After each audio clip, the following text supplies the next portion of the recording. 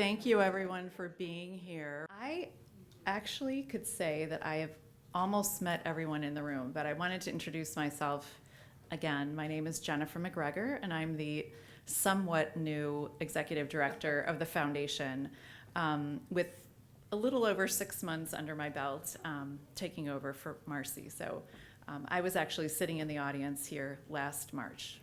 No idea what was ahead. But there's so many exciting things going on at the foundation, and I also wanted to just say we had a record-breaking annual fund drive, so it's really, really exciting. Best year ever for the foundation. We really are proud of this really signifying a pivotal time, and also the acknowledgement of all the advocacy efforts that we have around our great city. Last month, we issued an electronic survey. Hopefully you received a link to that in your email. We'll be actually reviewing a lot of that data and presenting that at the annual meeting, which is April 27th. So mark your calendars. The annual meeting is also when we present the Preservation Awards. We also have the great fortune of having Art Miller with us that day, who will be presenting his top 5 favorite homes in Lake Forest. That's really giving a keynote address at our annual meeting. So for those of you that are members, and I think many of you in the room are, if you're not a member, we'd love to have you sign back up to become a member. You will all be receiving an email this week with the new membership details. We will now have a cycle for our membership, so it will not be rolling. We have Jan Gibson to thank for really revamping our development and our membership and annual fund. But just know that you'll get that notice, and we hope that you'll join us on our journey. So, speaking of Preservation Awards, this is really why we're here. So this is the second time that we put on this What Makes a Winner program. And it's going to be a little bit of a rinse and repeat from what we did last year with a couple of new stories, new projects. But what I'd love to do is just introduce our panelists, although I know a lot of you know most of the people up here. But first today is the illustrious and famous Art Miller, historian and author, longtime Lake Forest resident and Preservation Foundation member, serving 2 terms as president. Art is very humble, but has done so much for Lake Forest and its future generations by passing down its history and architectural heritage through his writing and speaking and promoting. Susan Benjamin, the pioneer from the cradle preservationist, architectural historian and expert on historic National Register listings. She's the principal in the well-respected consulting firm bearing her name, specializing in historic preservation. And next is James Shearron, partner in the notable New York architectural firm Bories and Shearron, and a native Lake Forester. His firm, part of the Architectural Digest AD 100, has done many award-winning renovation and restoration projects, both nationally and locally. James is also a foundation director. Jim Opsitnik.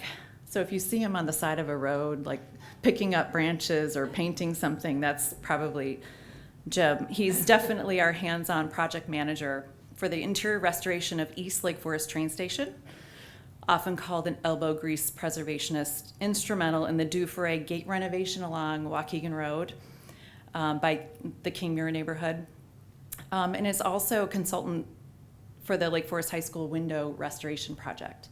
So we'll be talking about that too. And Kelsey Kleinert. We're thrilled to have Kelsey as a new director on the board, bringing a fresh voice to our communication and advocacy efforts. As a Lake Forest native, she represents a young generation of Lake Foresters who have returned with sincere appreciation and respect for what we have and would like to continue preserving. Kelsey works in account management for a behavioral health provider and has also been known to be on a Vespa taking photos for our social media account. So you may see her around town scooting around. Our panelists will each present their material, followed by a Q&A. And so if you have any questions along the way, just jot them down and we'll address them at the end of the presentation. So thank you for all being here and for our preservationists on the panel. And again, welcome.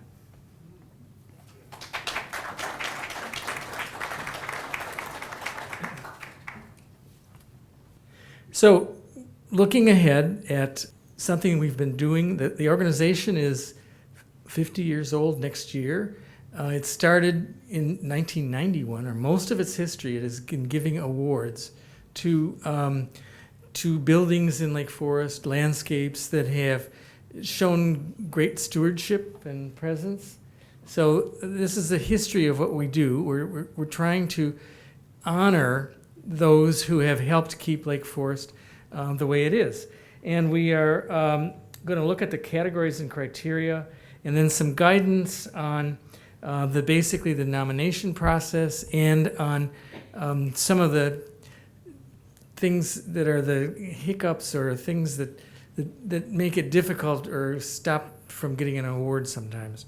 Here, now this is important. And we have Alice Moulton-Ely sitting right here. This is an example of a well-stewarded local home you can read more about it in the 2022 Architectural Lake Forest Guidebook. But what it is it's an example of two different periods of H.H. Richardson work that ended up in being really the template that for the Granger house, designed by Alfred Granger, that Shaw used for Market Square. Half timbering that you see there, and then the front, which is a relatively flat brick surface. And these are both Richardson ideas, but you'll see those on Market Square as well. So some of these houses that are help us understand the town in lots of ways when we see them, and this is a real gem. And thank you for letting us use your drawing. What we have are these different categories, and so we have preservation. These are things that follow the Secretary of the Interior standards that are codified as of 1998 into our own ordinance. And I think we have some copies of the 17 standards that people can take on the way out. Everybody should take a copy because it's really useful to see. And one of the refrains, it's almost like a song or an epic poem. There's always at the end of it says, and that whatever is done for roofs, heights, etc., windows, should be consistent visually in the streetscape or in the visual area nearby. We're looking for a different word for what infill is, but infill is new buildings that fit into their setting. So they don't call attention particularly to themselves, but play off of what's around them. First of all, preservation, let's just briefly say, that just means keeping something up, keeping on with your place. If you are the steward for a period of years, if you pass it on in good condition, that stewardship is one of the highest things that we can do. Here's an example of a late 1920s house by David Adler that then had an addition to the left in the 1930s by Ambrose Kramer, and this is essentially unchanged, except for the patio furniture. Here's a 1931 house that's in a modern style. It's just been beautifully kept. It was restored and has been beautifully kept up now for a few decades, and it's just a gem in town, up in the Knollwood Club area. And here's just an example of a sort of Queen Anne Richardsonian wood frame house that's in original condition on Vine Street, beautifully, lovingly cared for. It's got a nice garden beside it. And this is the sort of thing, these are the kinds of stewardship we're talking about. Now, rehabilitation, lots of different examples of the kinds of things there, but it can include just fixing things up, adding to making an addition that's compatible and doesn't really change the character, isn't too much of an influence on the front, and that can be adaptive reuse, which is something that is one of our oldest forms in town of buildings. When they go from one owner to another, they get used for something else. So this is a garden wall that is concrete, poured concrete. It was done for the garden at Walden. It's on Bluff's Edge and East Wesley. And the owners took the bricks down and put them all back up and fix the door and everything to have that wall as it always has been. So here, this is a house that David Adler put a little different front on it in the 1930s, and the owner in the 90s that bought it, not the previous owner, now took it back to the way Charles Frost had originally done it in 1897-98. So sometimes people actually rip out something to bring it back to what it originally was, to get the original integrity. Here's a lovely new garage that was added to the House of Four Winds on East Laurel Avenue, and it fits in with the house. And you can see just on the right, there's a 1950s garage that's been painted a color to make it disappear visually. And it just doesn't have to be great big houses and fancy places. You can do a nice job of keeping up, restoring a small house, a cottage. And so here's a good example of a nice little cottage. And this is adaptive reuse. This is, I think, the earliest adaptive reuse in town. It was opened in March of 1858 as a dining room for academy students. And by 1865, I think it was no longer necessary. It was redundant because they added to the academy building. And so the only Lake Forest Association original board member lived in Lake Forest, actually bought the place, fixed it up, lived there with his son who was a student there, and then they decided to build a much bigger house, which is 644 East Deer Path, and this house was moved to 725 Shearron Road. So this has gone on since 1865, reusing properties. Reconstruction. We don't have a lot of that going on usually in town here from scratch. Somebody might reproduce something from another town, and put it here, but not really reconstructing something from here. But in this case, there's a wing added on to the back of this house that was the dining room that was taken down in the high property tax era, 1930s or so, when Franklin Roosevelt decided that 91% was a good maximum income tax rate. So they started tearing it down. So the family that lived there then next called the house Mostly Hall, because that's all that was left. Now, new construction that fits in, we're looking for a better term than infill. We're looking for places that fit into their neighborhood. And so this is a category that we use a lot. And this one is by David Poulton. It's on Woodland Road facing the park. An occasional special category is heritage, because some buildings have morphed over the 160-some years of Lake Forest. They've morphed from one kind of a thing to another. And so we use those. Here's an example of one of those that's had a new back wing added onto it. That was because after 160 years, the one had gotten a little shaky, and the owner actually took the effort to clean all of that, take off all the clapboard, and clean it and put it back up. The Presbyterian Church is a great example of that too. It's changed a little bit, altered, but it's basically kept its character.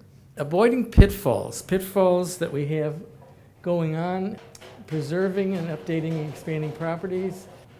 In general, we're looking for unity and harmony in what you do, unity within the property, on the landscape, and in the neighborhood.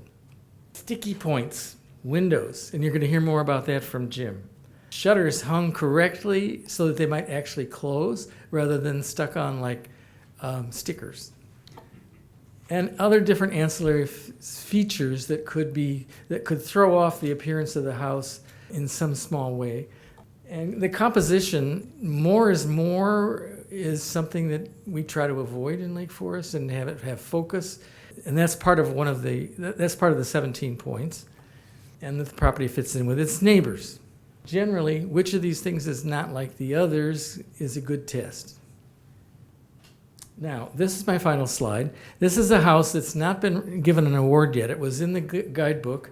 It's recently had its original drawings from 100 years ago this year, 1925, deposited at the Art Institute of Chicago. It was by Charles S. Frost, and it's got a little vestigial half timbering over the entrance, and it's got a couple of peaked roofs. It's very picturesque for its 1920s period, and it's just a good example. It's 506 Walnut, and we'll see if it makes the criteria for being an award. It depends on all those details I'm mentioning about it.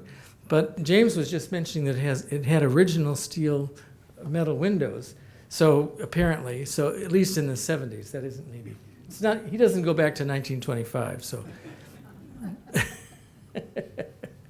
So, without further ado, I will pass the baton to Susan. Okay. And we complement each other really well because we're now going inside buildings and talk about some of the details that really exemplify what you're talking about. Good. Okay. So, yeah. I think as I was reading the program for today, one word stuck out at me, and I want to use it as a rule of thumb, and that's harmony. If a change is harmonious within the house, with the neighborhood, and it matches in scale and proportions, you're probably doing the right thing. So that is what struck me. And the other thing I want to mention before I go through my slides is that Lake Forest is in the forefront. You really are. And to be admired by all the rest of us. I live in Highland Park. We try.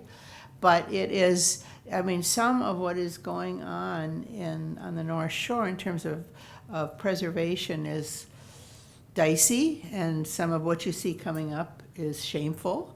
Dare I say that? So you guys are leading the pack, and I'm really so happy that I get to know you and work with you. So now let's get into the nuts and bolts. We can skip me. What Art mentions as Secretary of the Interior Standards, those 10 standards are the rule of thumb. And if you look at them online, there's a very good website that the National Park Service has. So check out the 10 and then see how they break it down to examples, because they do a fine job. Now, I couldn't possibly read this, but this is an example, unless I turn around, then I can. But these are the ideas: repair instead of replace. You don't necessarily have to restore to its original appearance, but you want to create change that is compatible. Surface cleaning, you don't want to sandblast anything because you'll destroy the fabric of the house. So these are just, I'm leaving this up here for a second so you can look, but these are the rule of thumb, and there's good material online. So let's get inside and say, what are we talking about? The first thing you do when you buy a house is you fix the electrical and the plumbing. You don't want your house to flood or burn down. And I've always said to people that water, James, I think you'll appreciate this, water is the enemy. That is, but fire is a bad enemy too. So, we don't always get to do the fun things at first. Some of the things I see in the houses I work on, I don't even know what they are. But there are systems and it's pretty wonderful what you can do today. So what do you do to this historic material? This is a house in Evanston. You repair, beautiful quarter sawn oak. You don't want to replace the floors. You want to repair them and take good care of them.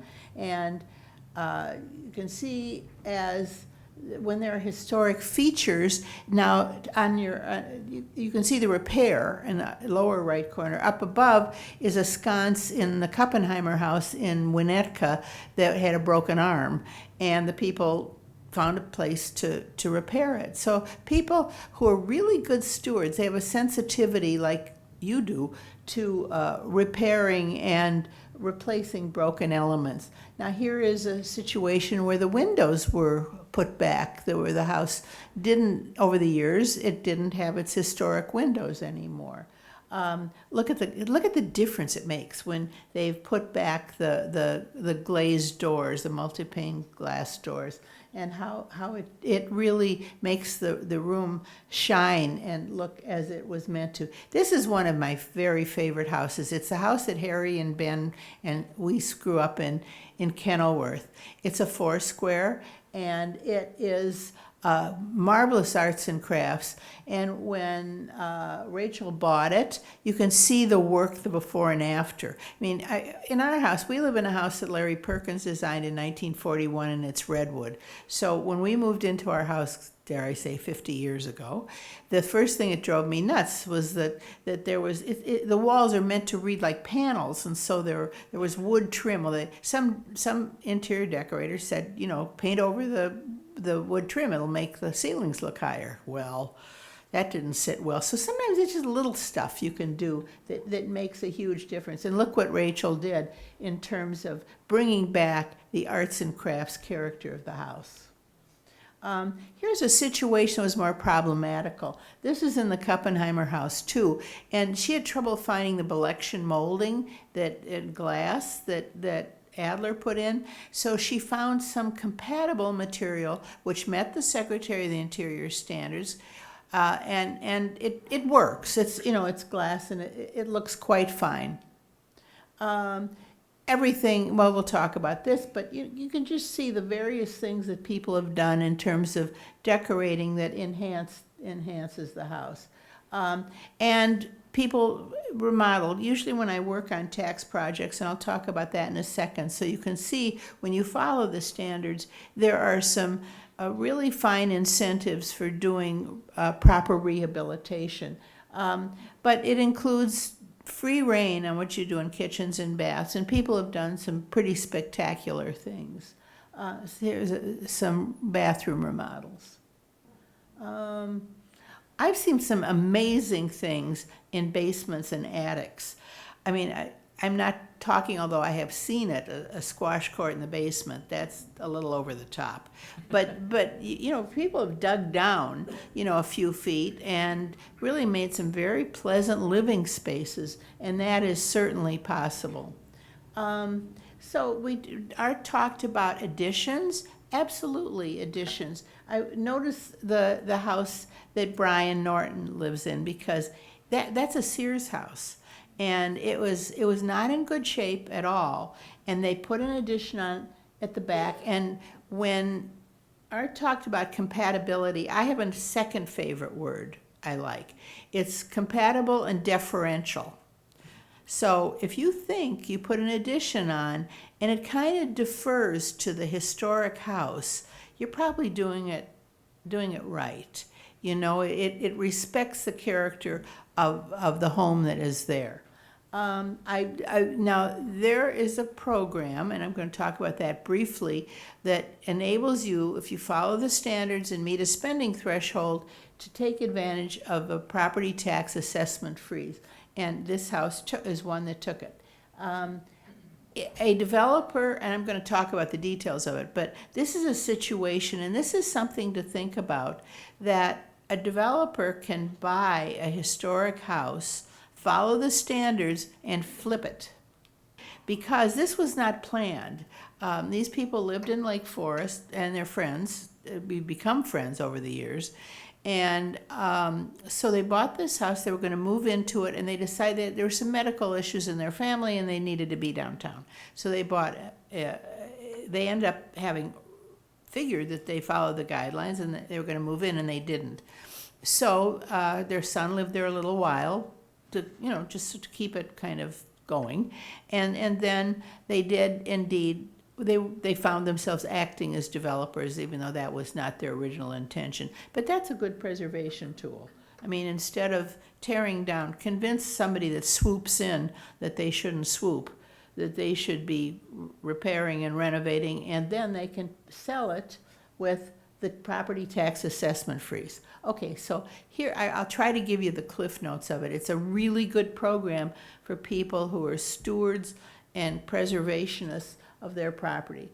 So it is, the way it works is you follow the Secretary of the Interior standards, you spend 25% of the assessor's fair market value the year you started the work, and you get, and this is what you get. You get a freeze for 8 years at the level it was at when work began, and then it ratchets back in 3 years, so that you get 11 years altogether of a benefit, and it can be very helpful and huge. A friend of mine here took it recently, Lisa Temkin. We took it ages ago on our house, and as you know, these houses they need special attention. Like, do we have regular gutters? No. We had, custom box gutters with a curve like this that you couldn't even do at the end. They had, but we found someone that could ratchet it around. So we were able to follow the guidelines. anyway, it is, as I wrote, a well-deserved reward for people who spend that 25% of the assessor's market value and follow the guidelines. And so this is pretty straightforward. I mentioned what you need to do, and you need to be a home in a historic district, or you have an ordinance. If you're outside the district, one of the districts, then you can do a local landmark nomination for your house, which is great too. So what qualifies? All these things that I just showed you pictures of, basically. Sensitive repair, you can do additions, you can remodel kitchens and baths, and it's a great program. So these are I'm going to leave this up for just a second so you can look at it. But some of the things: you should preserve the historic features in the major public spaces. Don't rip out that fireplace. Don't rip out that staircase. Keep those quarter sawn oak floors.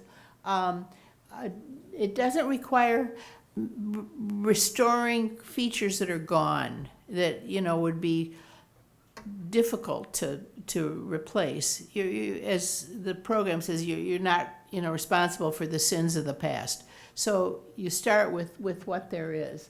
And I mentioned retain historic features, compatible and deferential additions toward the back is the place that they should go. And the way the program is administered is you have to show that it's historic, and then you discuss the scope of work, and then you provide financials. It's a state program. It's under a statute. You fill out all this paperwork. You send it to Springfield, to the State Historic Preservation Office. You know this term, the SHPO. And I will say that they have really, really, really good architectural reviewers. They're fair, they're flexible, and they love preservation. So we're all on the same team working on this together. So I guess that kind of sums it up. And this is a house, your house need not be 100 years old. It can be a modern home this is by Edward Dart. They took the freeze, the couple that bought it were originally going to subdivide the land. It's on the lake, and she fell in love with the house. They both then fell in love with the house, and I see them at different events because they love preservation, and they renovated the house, and it is really, really fabulous. And it won a Dree House Award, and it was on the cover of Preservation, the National Trust magazine. So I think this is a great program for you to look into if you're planning rehab on your house. And if you're just doing a small project and you take into consideration, harmony, I think that would be the single ticket item that will be most important in your project. Thanks a lot.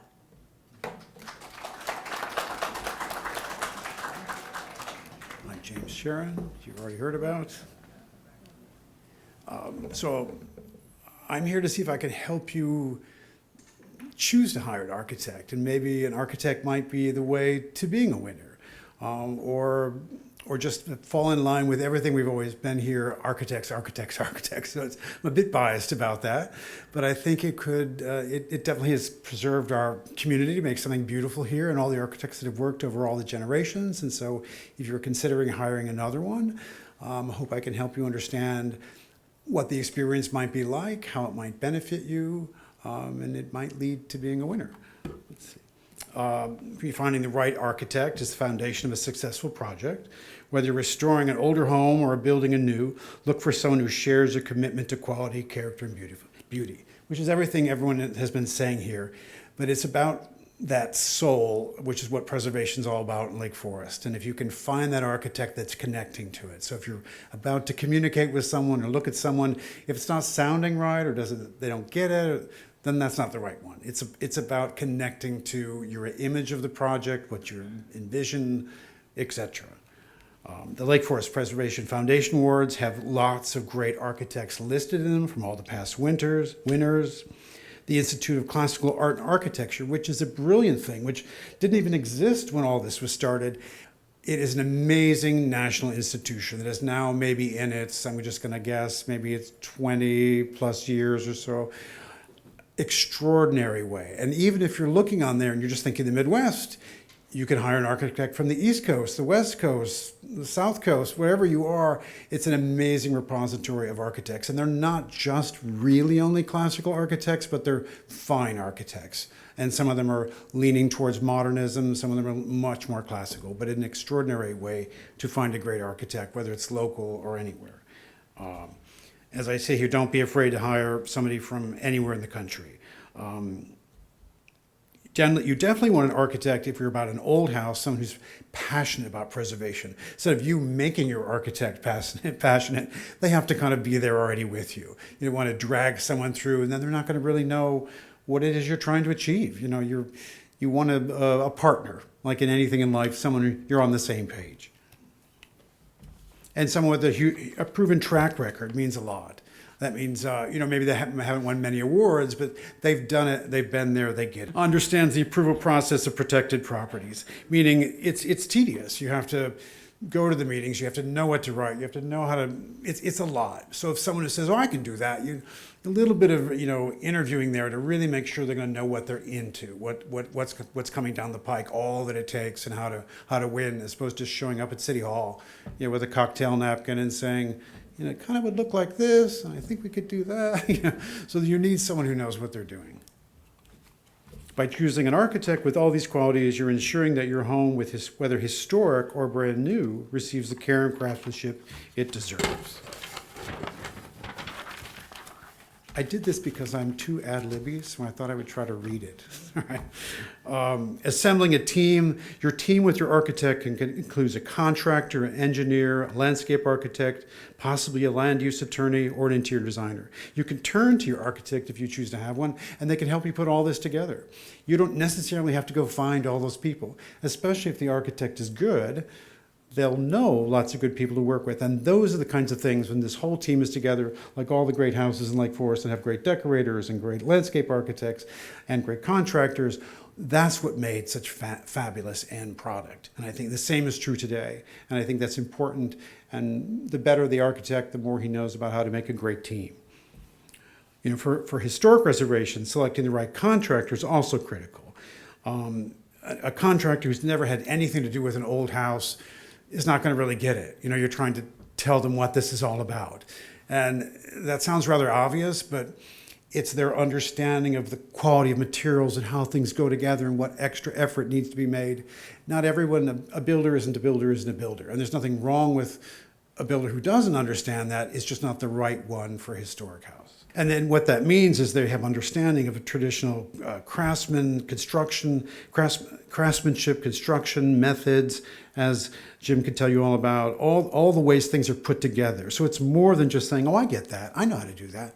It's a lot more. There's a lot of education that knows into how to actually making things put together the right way. So this well-coordinated team led by a great architect ensures that your home, whether restored or newly built, will be executed with precision and respect for its character. Determining where. If you're working with an existing home, it's essential to understand its location and historic status, which is so much about what the Preservation Foundation is all about. What is your house? What street is it on? Who's your architect? What zone is it in? Etc. I mean, there's a lot of things that have a lot to do with the value of where your house is. So check the city's website. So here we go.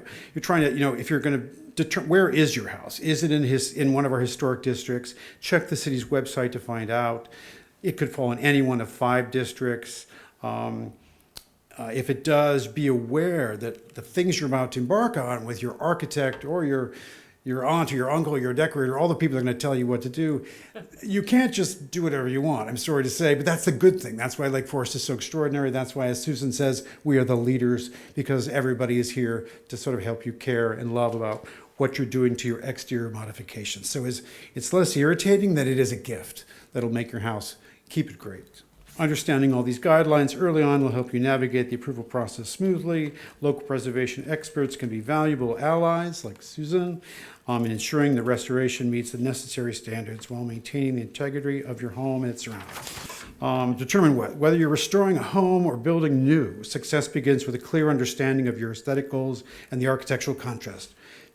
Work closely with your architects to explore the history of your home and its neighborhood.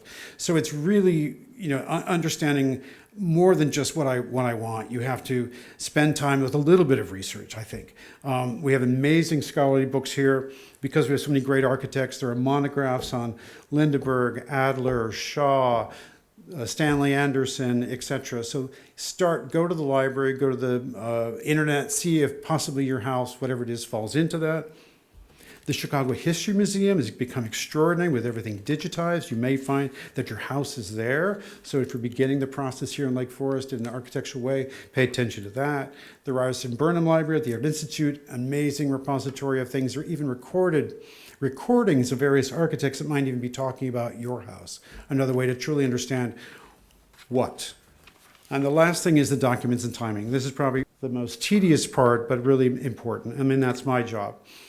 It doesn't take just one drawing or two drawings. It takes a great many drawings, as Mr. Bergman knows and owns thousands of them because it took hundreds of thousands of drawings. That's actually the beauty of the process. So all these great houses that we love here, that are extraordinary, that we love their details, it could still happen again.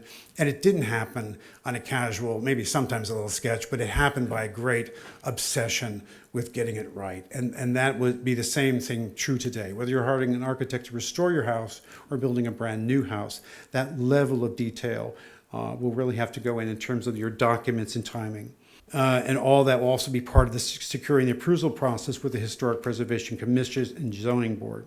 That also takes time and decent drawings and a lot of documents and eventually to get your building permits. And that's it. I hope that I've given you some understanding of how you might approach this whole process of either building a new house in Lake Forest or preserving an old house with an architect. Thank you.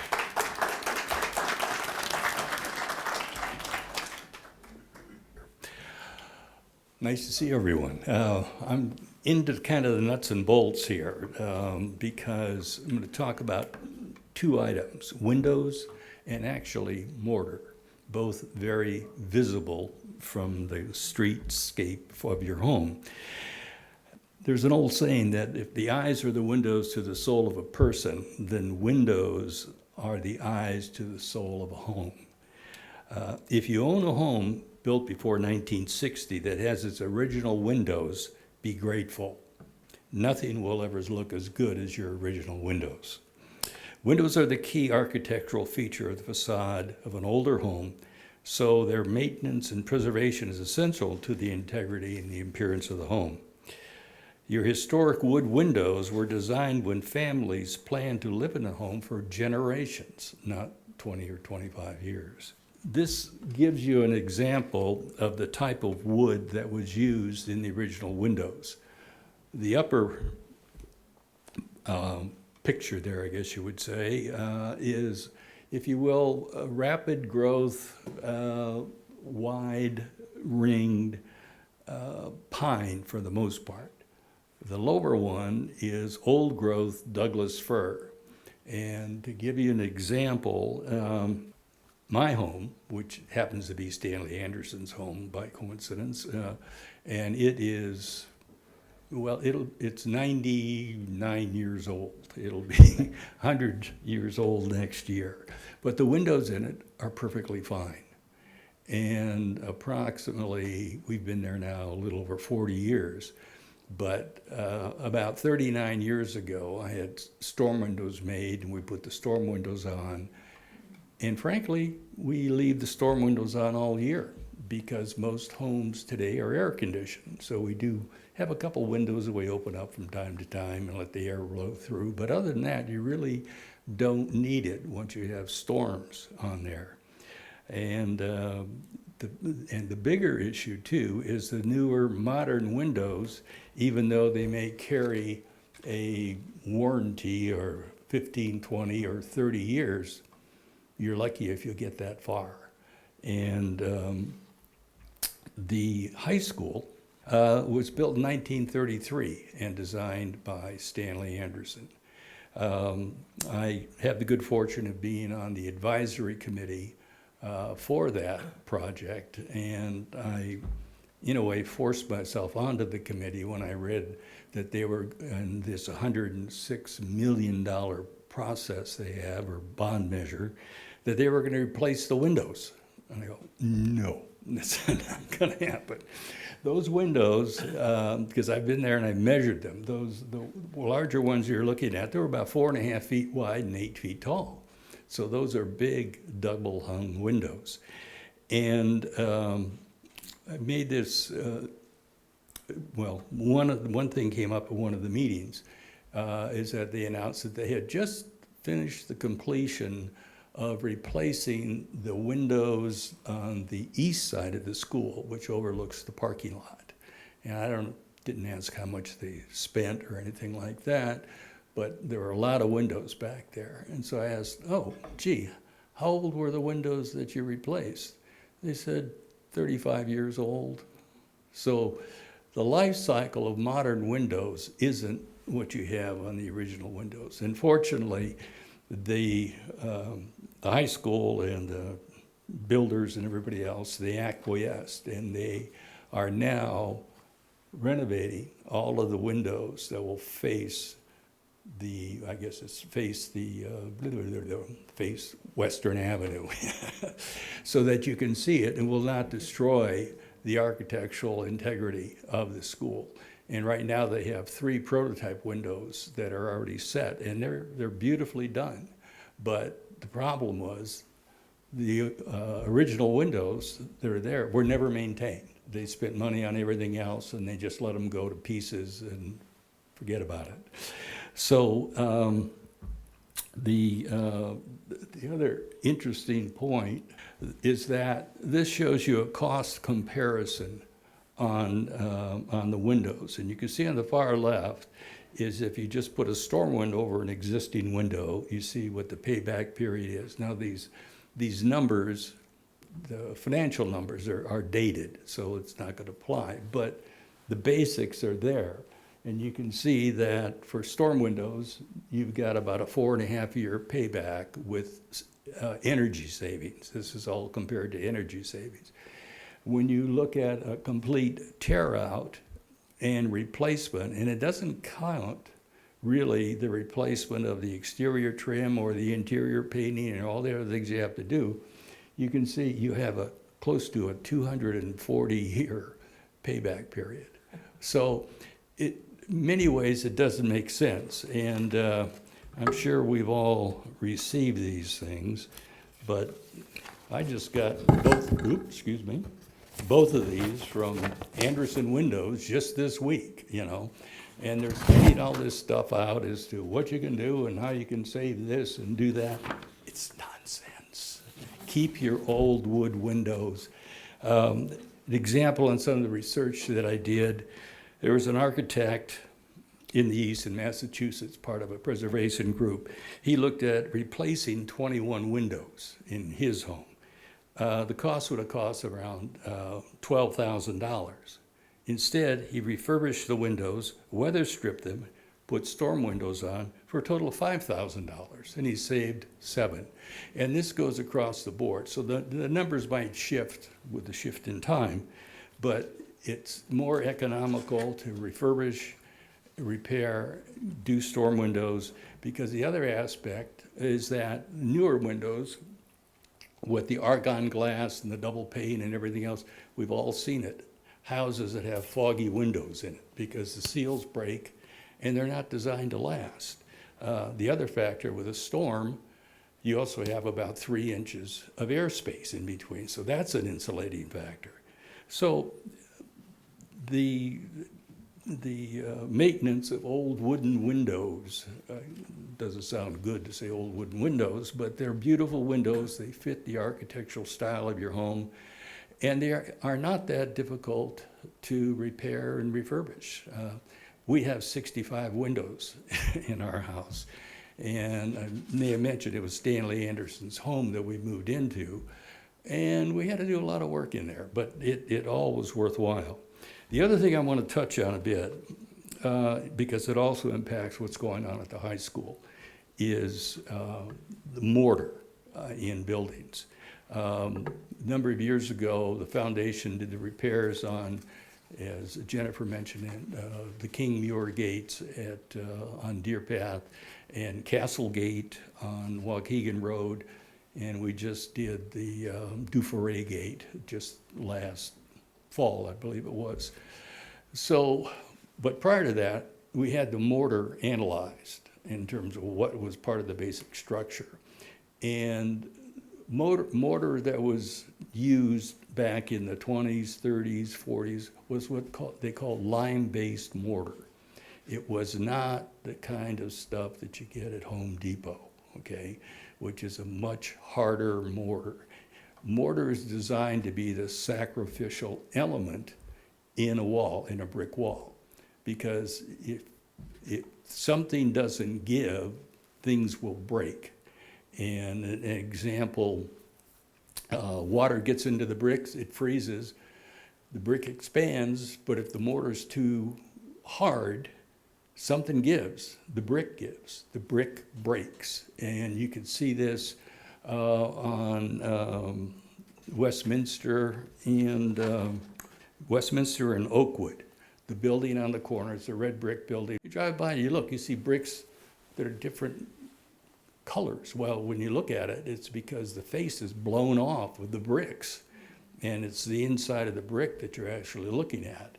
And we had last year, I helped a friend who was also on the Preservation Foundation, a beautiful home on Ahwahnee, and they had, it was made of primarily what they call Chicago common brick, which is a softer brick.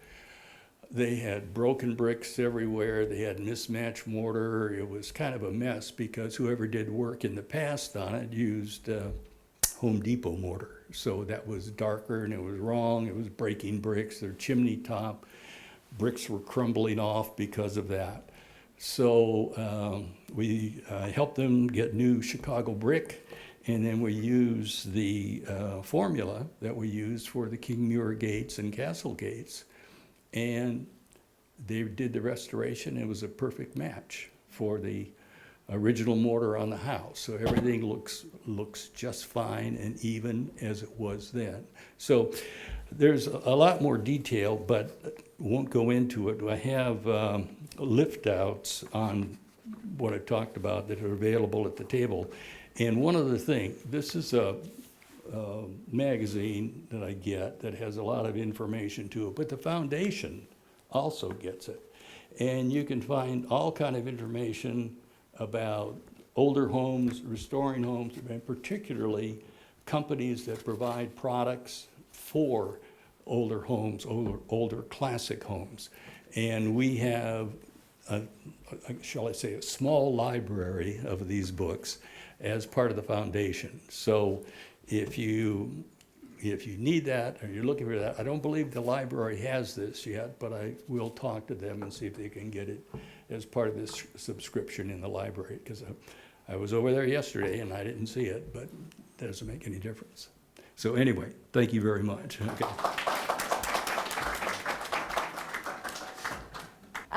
So my name is Kelsey. I am a novice in comparison to everyone else on the panel that has spoken today, but I think that kind of lends itself to what I'll be speaking about, which is the nominations process and how I nominated my parents' house and kind of how I leaned on the rest of the LFPF to kind of guide me in the right direction. So all of that being said, this is my parents' house on Shearron Road.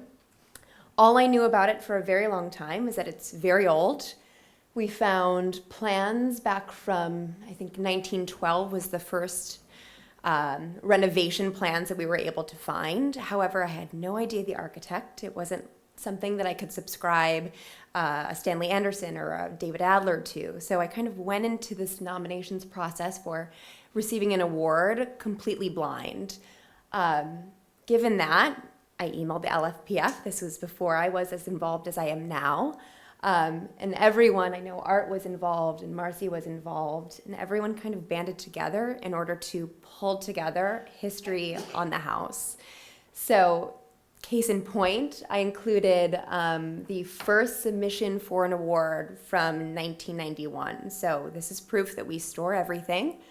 This was from the owner before my parents, who on the application, I didn't include the full application, noted basically that they had taken over the house. It was in complete disrepair.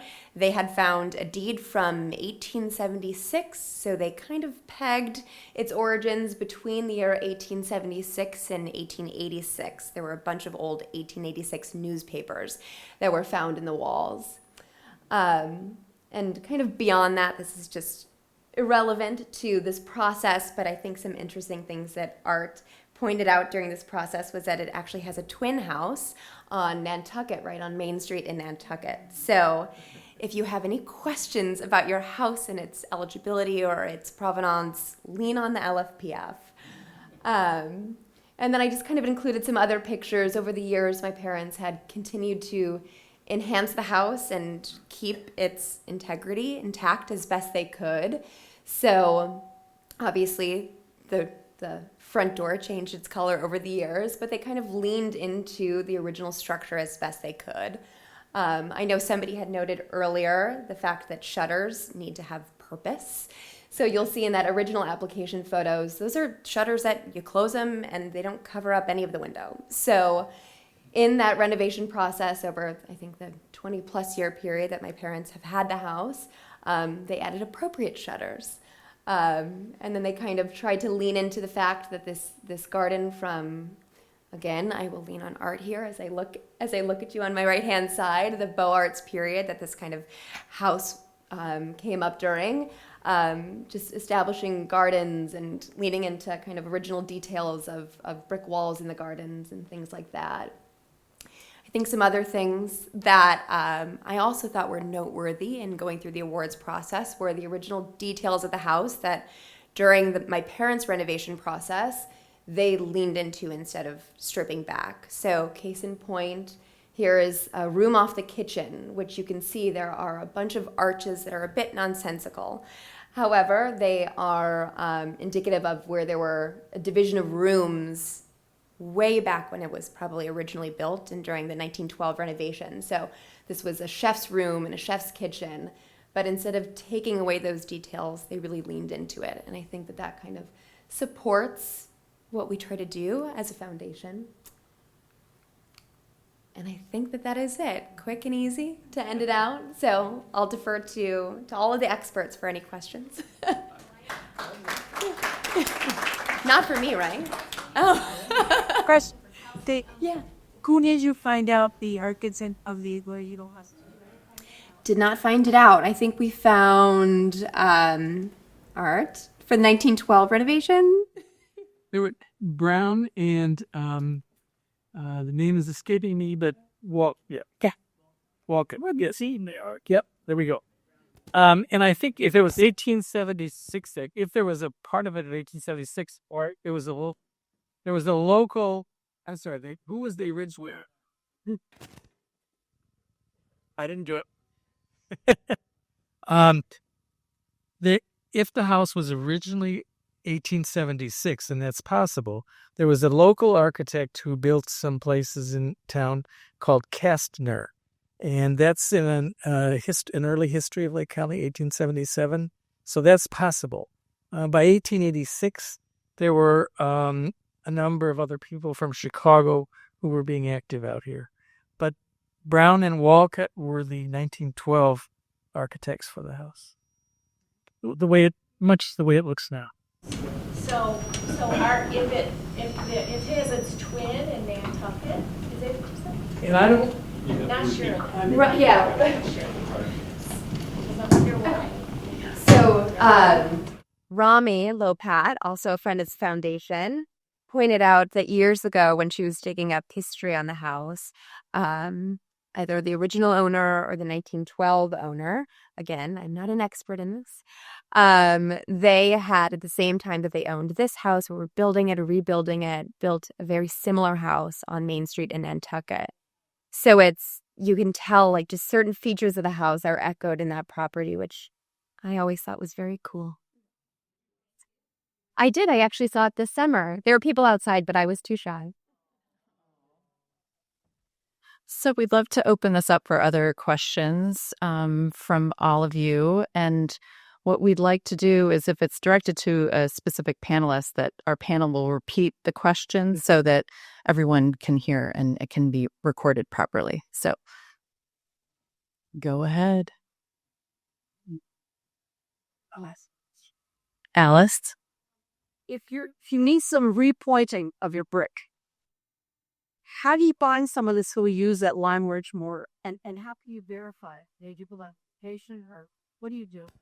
The question is, if the repointing, strange rumble in this guy, if you're going to repoint a brick wall or something like that needs to be done, how do you really find the right type of person that has a lime-based history?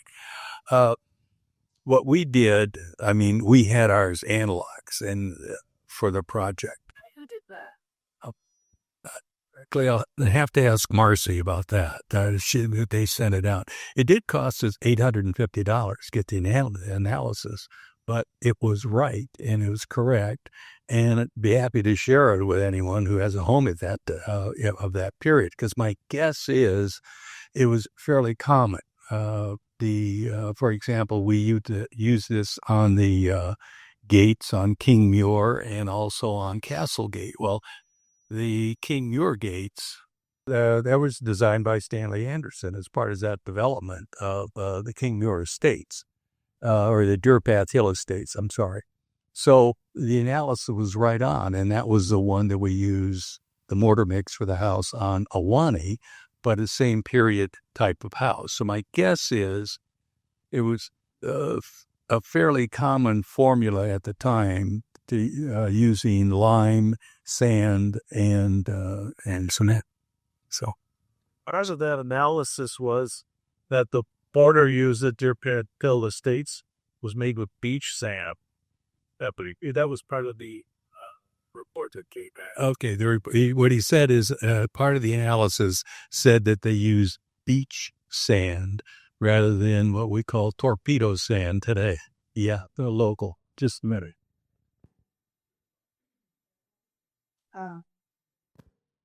I have a few things to add about that.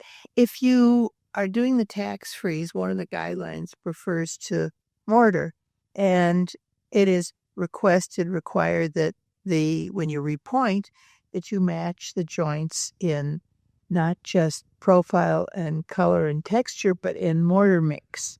And if you have any questions about it, the reviewers in Springfield are really knowledgeable, and you're really knowledgeable. That's the reason you get an architect, is they will know not to use Portland cement and to use the proper materials.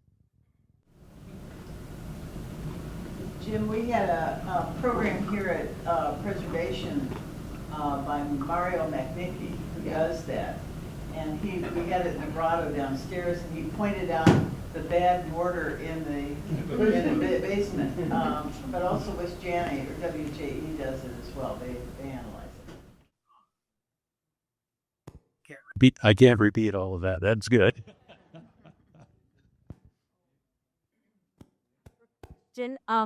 The tax freeze, that is something you would apply when you begin the project? And is there a time period for that to be completed? I mean, you can't do renovation and after you finish a couple years down the road, it's something to do. This is a complicated question. So the question was, in terms of the tax freeze, what's the process? Can you start it when you have? Can you apply for the freeze after you've started the project? It's not advised, because when I work on these projects, I am really careful in terms of due diligence about the work being done. And if I have any questions, I go to immediately the architectural reviewer and say, does this meet the standards? And if it's started, and if there is an issue, we try to remediate it, all that kind of stuff. You can apply for the freeze as many as 2 years after the completion of the project. They prefer if the project takes 2 years and not longer, if you have an extenuating circumstance, which could be as simple as it cost a lot of money, that you can spread it out, and it can be 3 years with special permission of the director of the agency. This is all through the SHPO and through the Department of they keep moving, changing partners in their dance, which whatever it is, DNR, Department of Natural Resources, I think it is now. But yeah, I mean, it is. If you have any questions, if you've done something, ask me, and I maybe can answer. I have a question for Susan. Oh. So you're mentioning the state office, and Lake Forest is a home rule community. We have local nominations. You've done local nominations here. Here, yeah. Do those have to go to Springfield? No. You don't have to. If you nominate it for, I'm doing that in Winnetka right now for a wonderful, wonderful coach house. The main house has been demolished, but it was by Benjamin Marshall, and the people are great stewards. Everything wonderful. So all the state has to know is that you provide them with the ordinance designating it a landmark, and that's what they care about. So easy peasy. So if a house is in a district, then if the house is in a district, then you fill out a form, part 1, that says how it contributes to the significance of the district. That's easy peasy too. Yeah. Mm-hmm. Well, why did I have to go to Anthony? So okay. because you're not in Lake Forest. Yeah, I guess. Do you have to tell everyone, Art? Yes. I have a question about the windows for Jim, if no one else has one. Okay, so somebody who's on my city council in Highland Park called me yesterday and lives in an old house in North Deer Park, like old neighborhood, and said, I'm going to replace my windows, and it's going to be $85,000. And I said, are you out of your mind?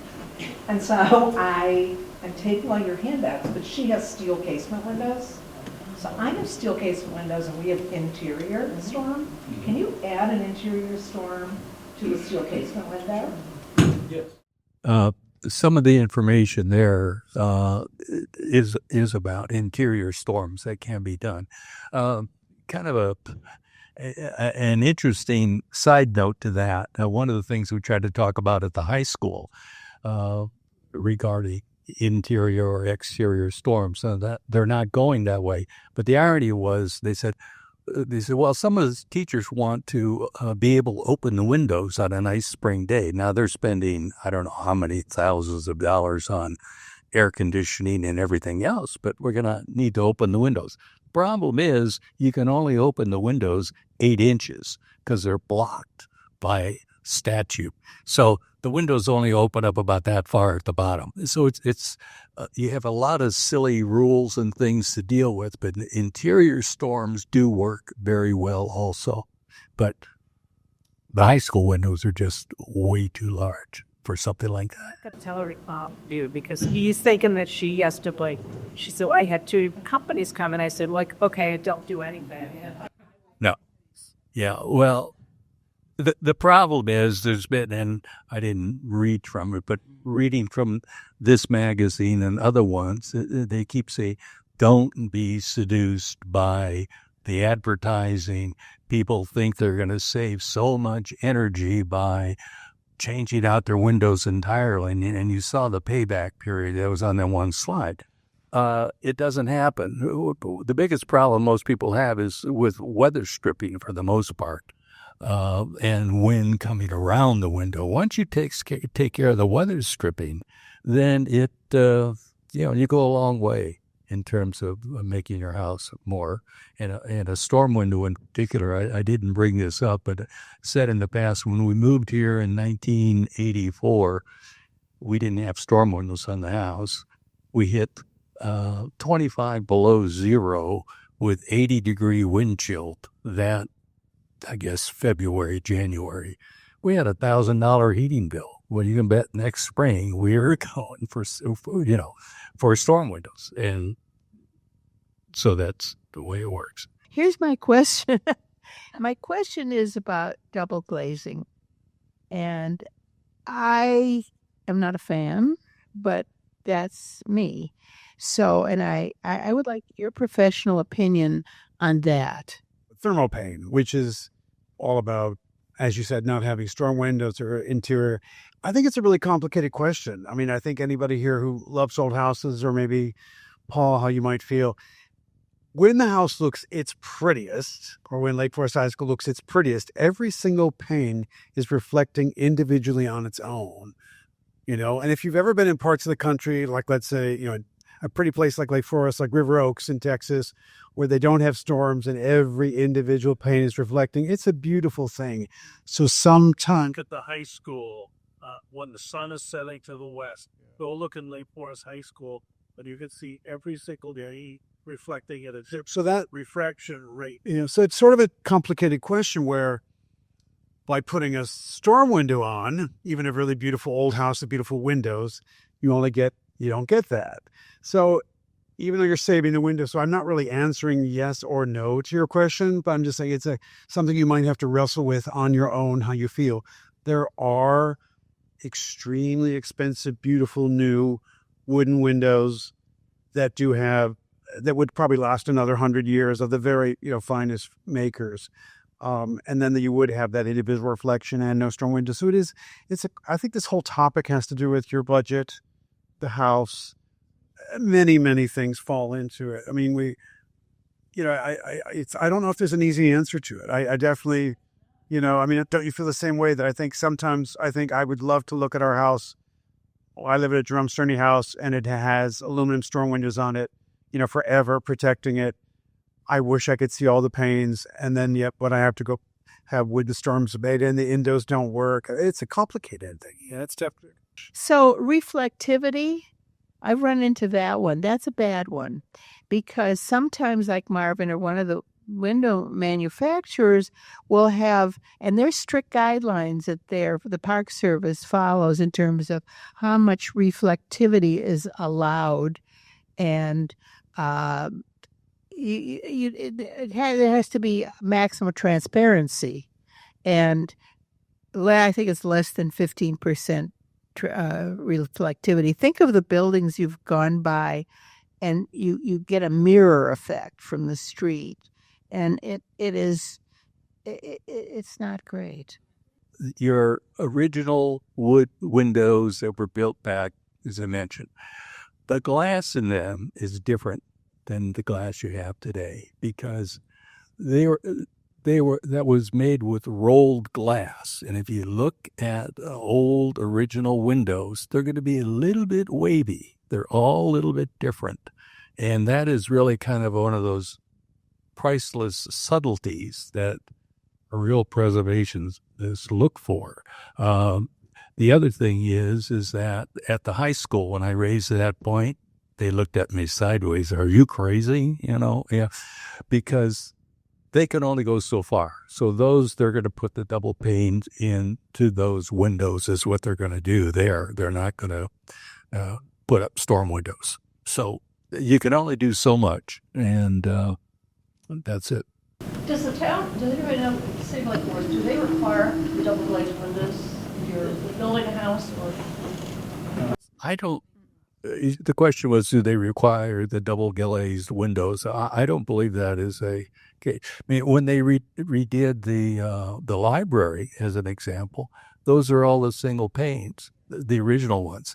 Now, they do need some maintenance now, I saw the other day, but that's the key to all of this. You have to be able to maintain them. I repaint mine every 5 or 6, 7 years. You can't let it go longer than that because it's wood, but it's not a big deal. So watch in your mailboxes this week. We're really excited that our spring newsletter should be potentially on Wednesday. Will be coming to your mailbox. And this issue is 4 pages longer than our usual issue because we had so many resources and all about the topics that we've discussed here. It's our preservation and rehab issue, and we're really proud of it. So please watch for that.